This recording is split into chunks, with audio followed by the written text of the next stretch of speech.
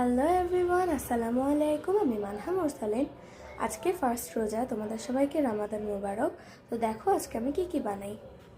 আমি আজকে first time আলুর পাকোড়া বানানোর চেষ্টা করছি। তো এই দেখো, আলুগুলোকে আমি ফার্স্টে গ্রেটার দিয়ে ছিলে তারপর সেটাকে ভালো করে 3-4 বার করে ধুয়ে শুকাতে দিয়েছি।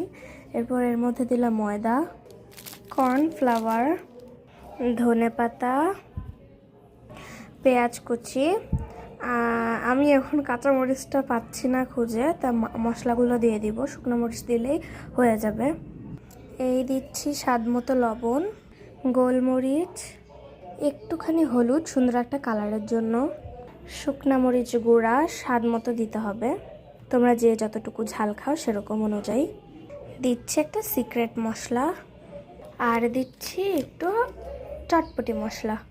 এবার ভালো করে হাতটা ধুয়ে এটা সুন্দর করে মাখিয়ে নিব। এটা কিছুক্ষণ মাখাতে মাখাতে একে একে এরকম পানি ছাড়তে থাকে, এটা আরও নরম হবে। এই যে মাখতে মাখতে একদম নরম নরম হয়ে গেছে। এটাকে এখন আমি ভেজে ফেলবো। ওহো, আমি আদা রসুন বাটাটা দিতে ভুলে গিয়েছিলাম, সেটা এখন দিয়ে দিচ্ছি। এই যে আমি তেল গরম দিয়ে দিয়েছি, এখন তেলটা গরম হচ্ছে।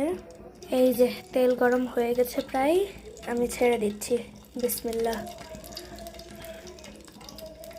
এরকম একদম ছোট্ট ছোট্ট করে সবগুলো দিতে থাকবো। এই যে পকোড়াগুলো সুন্দর করে ভাজা হচ্ছে, একদম লাল লাল হলে তারপর আমি তুলে নিব। এই দেখো, আমার পকোড়াগুলো লাল লাল করে সুন্দর করে ভাজা হয়ে গেছে। এখন এগুলো আমি তুলে নিব। এই যে সেকেন্ড ব্যাচ ভাজা হচ্ছে। এই যে আমার সবগুলো পাকোড়া ভাজা হয়ে গেছে। দেখতে এমনিতে খুবই ইয়াম্মি লাগছে। এই যে তোমাদের ভেঙে দেখালাম, কি সুন্দর সিদ্ধ হয়ে গেছে, দেখেছো?